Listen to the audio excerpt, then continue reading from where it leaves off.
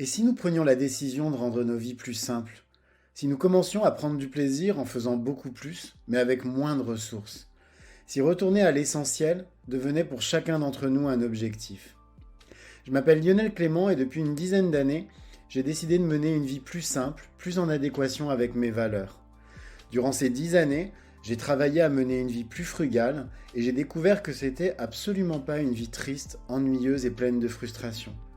J'ai découvert dans la frugalité une forme d'abondance qui aujourd'hui me rend pleinement heureux, même si je suis encore loin, très loin d'être arrivé. Et je suis convaincu que cette quête de simplicité est la quête de ma vie. J'ai créé les chemins de la frugalité pour partager mon expérience, mes découvertes, mais aussi pour vous inspirer et vous donner envie, à vous aussi, de faire de l'essentiel le tout de votre quotidien. Je vous souhaite de passer un excellent moment avec moi sur ces chemins qui, au final, ne nous mènent qu'à nous-mêmes.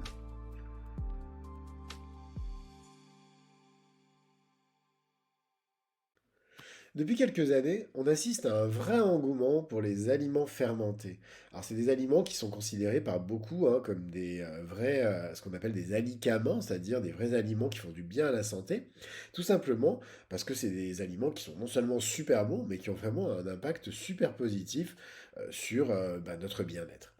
Mais au-delà de cet engouement, qui lui est plutôt un engouement assez récent, eh ben, les aliments fermentés, ils existent depuis toujours en fait. Ils existent depuis l'aube de l'humanité. Et sans qu'on s'en doute, eh ben, ils sont absolument partout dans notre assiette. Alors je vais vous en citer quelques-uns, mais par exemple, la choucroute, c'est un aliment fermenté, le pain, le vin, le chocolat, on a du mal à l'imaginer, mais le chocolat est un aliment fermenté, ou encore même si on part dans le domaine de la viande, par exemple, le saucisson ou encore le fromage. Bref, tous ces aliments, ils ont un point commun, ils sont fermentés, et c'est cette fermentation qui les rend délicieux, hein, c'est-à-dire qui en fait des aliments qui sont hautement nutritifs et puis en même temps qui sont tout simplement bons. Dans cet épisode, on va donc parler ensemble de fermentation. Alors c'est une technique culinaire, mais aussi un mode de conservation des aliments. Vous allez voir qu'il est vraiment passionnant et j'espère vraiment que à l'issue de cet épisode, vous allez être comme moi enthousiasmé par ce procédé culinaire. Et bien déjà, pour commencer, c'est quoi la fermentation? C'est très simple. La fermentation, c'est un processus qui est complètement naturel. Et ça, je trouve que c'est déjà une super bonne nouvelle. Ça nécessite aucune source d'énergie extérieure, contrairement à plein d'autres techniques de conservation des aliments. En fait, avec la fermentation, c'est des bactéries et des levures qui font le travail. En gros, dans certaines conditions hyper spécifiques, ces bactéries et ces levures, elles vont commencer à transformer la structure des aliments.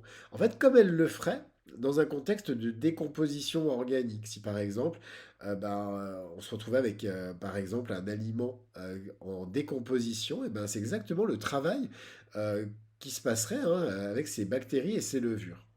Sauf que, et c'est là en fait où on a, nous, une action, le milieu dans lequel se déroule cette fermentation, donc on va créer un milieu spécifique, pauvre en oxygène, ce qu'on va appeler un milieu anaérobie, ça va empêcher cette décomposition. Et en fait, ça va transformer la structure des aliments pour les rendre déjà délicieux, et puis aussi bons pour la santé, tout en permettant de les conserver pendant super longtemps. Alors, il existe plusieurs types de fermentation qui mettent en jeu des bactéries et des levures super différentes. Et moi, je voudrais qu'on en retienne aujourd'hui deux, qui sont d'une part la fermentation lactique. En fait, la fermentation lactique, c'est le type de fermentation, par exemple, qu'on va retrouver dans la choucroute, mais aussi, par exemple, dans le levain qui va nous servir à fabriquer, par exemple, du pain. Mais on a aussi un autre type de fermentation qui est la fermentation alcoolique. Et ça, c'est par exemple ce qu'on trouve dans le vin ou la bière, puisque la bière est aussi un aliment fermenté, mais c'est aussi le type de fermentation qui est produite par la levure de boulanger, donc qui est un autre moyen de fabriquer du pain. Alors vous vous demandez certainement où se trouvent toutes ces levures et ces bactéries qui sont si bénéfiques. Et bien en fait, elles sont partout. Elles sont sur les aliments, elles sont dans l'air, elles sont sur notre peau. Bref, et ça c'est une super bonne chose aussi, on vit entouré de bactéries. Et ce sont toutes ces petites bactéries qui vont créer tous les aliments extraordinaires qu'on connaît. Alors, dans le monde, on retrouve de la fermentation dans toutes les cultures. Chez nous, eh ben, bien sûr, on peut retenir, comme je le disais, la choucroute, le fromage, qui sont des aliments fermentés. Mais par exemple, si on se déplace en Corée, eh ben, on va avoir le kimchi. Alors le kimchi, pour ceux qui ne connaissent pas, mais on en parlera un petit peu mieux tout à l'heure, hein, c'est un condiment qui est aussi un peu une salade fermentée à base de piment et qui est super bon et qui est considéré euh, unanimement par toute la communauté internationale comme un vrai médicament naturel. C'est vraiment quelque chose qui a un vrai impact positif sur la santé, reconnu. On a aussi par exemple le miso, la sauce soja, le ketchup, la moutarde, qui sont aussi des aliments fermentés. En Afrique aussi, la fermentation, elle est hyper utilisée comme mode de conservation. Et puis c'est aussi très utilisé par exemple pour rendre consommables certains aliments comme le manioc par exemple. De même, en Amérique du Sud, où la fermentation, elle va être super utilisée pour conserver les aliments. Bref, la fermentation, elle est partout dans nos assiettes, où qu'on soit dans le monde. Alors bien sûr, ces aliments fermentés, eh ben, ils ont plein de bienfaits sur notre santé. Et ça, c'est un des grands bénéfices de la fermentation, c'est qu'ils améliorent, enfin, elle améliore de manière très sensible la qualité nutritive des aliments, tout simplement en transformant la structure. Par exemple, si je prends les légumes fermentés, eh ben, ils sont beaucoup plus riches en vitamines, en minéraux que quand ils sont frais. Si vous prenez des carottes râpées, par exemple, les carottes râpées, c'est très riche en vitamine C. Eh ben, les carottes râpées fermentées, elles sont plus riches en vitamine C, par exemple. Si on prend un aliment aussi comme le pain, eh ben, c'est clairement le processus de fermentation qui permet justement de créer cet aliment qui est en soi délicieux et qui fait partie de notre quotidien, tout simplement parce que la fermentation va rendre les céréales digestes. En fait, les céréales, le blé par exemple, en soi, c'est quelque chose c'est un aliment qui n'est pas nécessairement facile à digérer pour l'organisme. Et le fait de faire fermenter justement la farine de blé, et ben c'est ça qui va permettre de rendre digeste, par exemple, cette farine, et donc de créer un aliment qui aujourd'hui fait partie de notre patrimoine culinaire. C'est d'ailleurs un des gros avantages de la fermentation. En fait, elle permet de retrouver aussi un équilibre, par exemple, dans notre microbiote intestinal, grâce à l'action de toutes ces bonnes bactéries.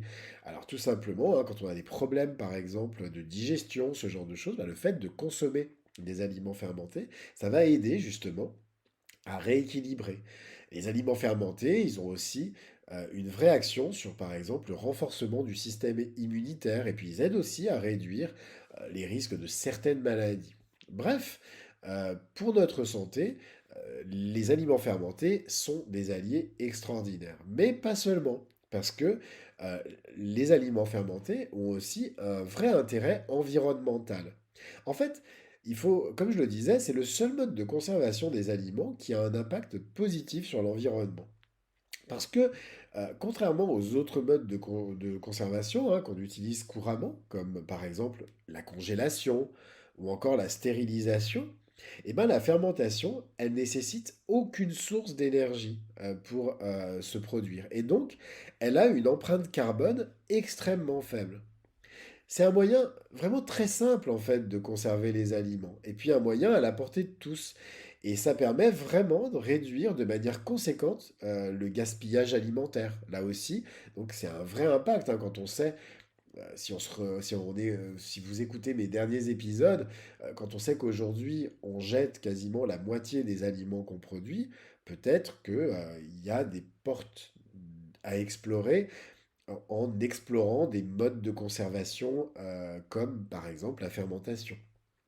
Et puis ce que j'aime bien aussi, c'est que ça permet d'utiliser plein de fruits et légumes de saison, qu'il s'agisse par exemple, vous voyez, par exemple, je ne sais pas comment vous dire ça, mais par exemple, quand c'est vraiment la saison, par exemple, des carottes fanes, et ben j'aime beaucoup, par exemple, me créer des conserves de carottes râpées, comme je vous disais, mais j'aime aussi beaucoup lacto-fermenter les fans de carottes. Et c'est quelque chose de vraiment délicieux que j'intègre, par exemple, dans des kimchi, ce genre de choses. Et ça, c'est vraiment quelque chose de super bien. Bien sûr, on peut aussi fermenter des produits laitiers, etc. Bref, Heu, Ce qui est vraiment très intéressant, c'est que c'est dans un contexte, par exemple, où on va avoir de moins en moins heu, accès facilement à l'énergie. Aujourd'hui, ça a été, enfin, on le voit l'hiver qui vient de passer, hein, ça a été, plus compliqué. On a dépensé beaucoup plus d'argent et cetera, beaucoup de ménages, hein, sans compter des entreprises. Et ben, la fermentation, c'est un excellent moyen de, conserver les aliments sans alourdir sa facture énergétique. Alors, je vais vous présenter 3 aliments fermentés, qui font en tout cas partie de notre quotidien. Premièrement, eh ben, on a le yaourt. Alors le yaourt, c'est un aliment fermenté qui est fabriqué par fermentation du lait, en fait sous l'action de 2 ferments. Alors je vais essayer de vous les dire sans bafouiller, c'est le Streptococcus thermophilus et le Lactobacillus bulgaricus. Alors ces 2 ferments, c'est, des ferments, hein, qui sont, naturellement présents, dans, la nature, dans le lait, et cetera. Et c'est tout simplement des ferments sous l'action, d'une chaleur douce, qui vont en fait aider à fermenter le lait pour créer du yaourt. Alors en fait, le yaourt, c'est super simple à fabriquer soi-même. Moi, très clairement, ça fait très longtemps que j'achète plus du tout de yaourt. En gros, vous pouvez les faire par exemple avec votre four, si vous avez un four à chaleur tournante, mais vous pouvez aussi tout simplement les faire avec une yaourtière. Et j'ai même testé avec une glacière, vous savez, une glacière hermétique dans laquelle j'ai simplement, plutôt que de mettre du froid, j'ai mis en fait de l'eau chaude. Et ça a très très bien fonctionné. Donc il va vous falloir donc un four, une yaourtière, et puis ce qu'on appelle un starter, c'est-à-dire un yaourt. Alors, très clairement, prenez le bio, hein, donc vous pouvez prendre un yaourt du commerce, et puis par la suite, vous allez tout simplement conserver un yaourt à chaque fois de votre production pour fabriquer la fournée suivante. Deuxième aliment que j'ai déjà mentionné tout à l'heure, c'est le kimchi. Et le kimchi, c'est un exemple parfait de fermentation lactique. Et c'est super bon le kimchi. Alors, le kimchi, il est fabriqué à partir de choux chinois, de piments et de sel. Et c'est justement le sel, hein, qu'on utilise par exemple aussi dans la choucroute, puisque c'est exactement le même procédé de fabrication. C'est lui qui permet de neutraliser dans les légumes, par exemple, les mauvaises bactéries et de favoriser la prolifération des bactéries lactiques. Alors on peut ensuite conserver cette base pour fabriquer par exemple du kimchi à partir de plein de légumes différents. Comme je vous l'ai dit par exemple, j'ai fait du kimchi avec des fans de carottes, mais j'ai aussi testé par exemple avec des bêtes. Vous voyez, donc tout simplement des blettes, hein, et ben c'était super bon. Et c'était vraiment quelque chose de très différent, mais que je vous invite vraiment à tester parce que c'était vraiment succulent. Troisième aliment, c'est le miso. Alors le miso, c'est une pâte fermentée, pareil, hein, de type lactique, qui est réalisée à partir de soja et de céréales qu'on a ensemencées avec des moisissures, et des moisissures qui s'appellent les aspergillus. Alors ces céréales, en général, c'est du riz, hein, tout simplement, ce qu'on appelle du riz koji au Japon. Et clairement, c'est un des aliments phares de la cuisine japonaise. Et, mais en fait, il est de plus en plus utilisé chez nous, le kimchi, notamment parce il arrive vraiment à développer des saveurs, ce qu'on appelle les saveurs umami. Donc, c'est quelque chose qui est qui fait vraiment partie de la culture japonaise. C'est ce qu'ils appellent la cinquième saveur. Et c'est une saveur très particulière. Et moi, je l'utilise vraiment beaucoup, notamment en cuisine végétale, pour justement donner de la saveur à certaines préparations. Par exemple, dans les sauces bolognaises, si je mets pas de viande, je mets pour le coup du miso. Et à ce moment-là, je vais arriver à avoir un goût très particulier qui va me rappeler un petit peu le goût d'une sauce qui serait préparée avec, par exemple, de la viande, mais pourtant il n'y a pas de viande. Bref, on peut l'utiliser dans plein de préparations et ça, c'est super intéressant. Et puis, depuis quelques années, on trouve aussi du miso fabriqué, par exemple, à partir de pois chiches, etc. et de plein d'autres légumineuses. Et là aussi, bah, je vous invite à vraiment explorer. Alors, c'est un produit vivant, en plus, c'est un produit qui continue à évoluer dans le temps. Donc, c'est pas un produit qui est figé dans le temps. Moi, j'ai par exemple, un pot de miso blanc, qui maintenant n'est plus blanc, hein, qui est devenu noir, mais que j'ai depuis quasiment 10 ans. Et je l'ai ouvert il n'y a pas très longtemps parce que je l'ai retrouvé dans mon placard et il est délicieux. Et c'est vraiment un miso que j'utilise au quotidien. Donc vraiment, moi, je vous invite à explorer en fait les misos, à vous laisser tenter. On en trouve très facilement aujourd'hui dans les magasins biologiques. Vous allez voir, c'est vraiment quelque chose qui va révolutionner votre cuisine. Alors, comment intégrer des aliments fermentés dans son alimentation? Eh ben, moi, je vous dirais que vous les fabriquiez vous-même ou que vous les achetiez, le plus important, c'est vraiment de consommer des aliments fermentés de qualité. Alors, je vous invite à vraiment préférer les légumes biologiques de saison. Et puis, quand vous les achetez déjà tout prêts, vraiment privilégier les fabrications artisanales, c'est-à-dire les fabrications qu'on va retrouver principalement dans les magasins biologiques. Là-dessus, les grandes surfaces, tout simplement parce que c'est des produits qui vendent pas couramment, elles sont vraiment très mauvaises sur ce type de produits. Moi, je vous invite vraiment à aller dans les magasins biologiques. C'est vraiment là où vous allez trouver vraiment des produits fermentés de qualité. Alors attention également à intégrer progressivement ces aliments fermentés dans votre alimentation. Euh, Moi, je vois des fois, par exemple, sur des groupes dédiés à la fermentation, des gens qui d'un seul coup passent au tout fermenté. Bah, faut que l'estomac il puisse le supporter. Tout simplement parce que ça fait beaucoup, beaucoup de fermentation en une seule fois dans l'estomac. Donc très clairement, ça remplace pas les aliments frais. Mais ça constitue aussi une autre manière d'avoir une assiette qui soit à la fois saine et équilibrée. Donc aujourd'hui, moi, quand je consomme par exemple, par exemple de la choucroute crue, parce que ça j'aime beaucoup manger de la choucroute crue, et ben, je l'utilise comme un légume annexe par exemple à un autre légume qui lui va être frais par exemple. Donc vraiment, je vous invite vraiment à vous dire que aujourd'hui, ces légumes fermentés, ils remplacent pas les légumes frais. Ils sont vraiment un complément de tous les fruits et les légumes frais que vous allez pouvoir manger. En tout cas, dans mon prochain épisode, je vous expliquerai en détail justement comment vous lancer chez vous dans la fermentation. Et vous allez voir que c'est vraiment pas quelque chose de compliqué. En tout cas, en guise de conclusion, je voudrais simplement dire que non seulement ces aliments fermentés, eh ben, ils font déjà partie de notre assiette, euh, mais aujourd'hui, moi, je peux que vous encourager à en mettre encore plus dans cette même assiette. Non seulement c'est super bon, mais c'est aussi très bon pour votre santé, et puis surtout très bon pour la planète, parce qu'on est vraiment sur des produits qui sont au plus proche des merveilles que peut nous produire la nature.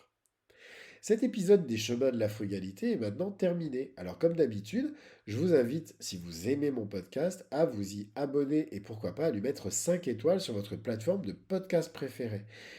Ça va beaucoup m'aider à le rendre beaucoup plus visible. Vous pouvez même déposer aussi un commentaire, ça aussi c'est quelque chose d'important. Et puis sinon, vous pouvez aussi le partager autour de vous afin de faire connaître à vos proches. En attendant, je vous souhaite à tous une très belle journée et puis je vous dis à demain pour un nouvel épisode. Au revoir.